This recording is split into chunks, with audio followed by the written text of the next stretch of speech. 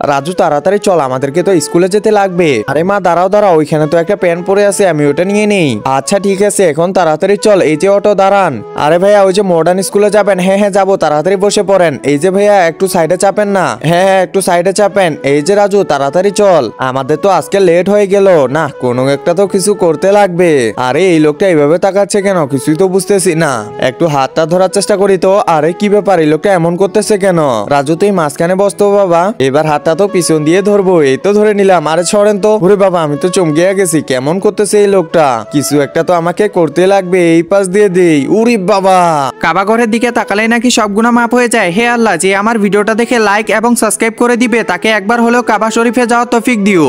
আরে কি হলো কি হলো, আমার যে লাগছে আমি তাড়াতাড়ি চলে যাই, মনে হয় অনেকটা ক্ষত হয়েছে। আরে কি ব্যাপার, এই লোকটার আবার কি হলো?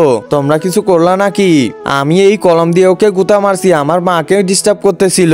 তোমরা কে কে স্কুলে যাও কমেন্টে জানাও।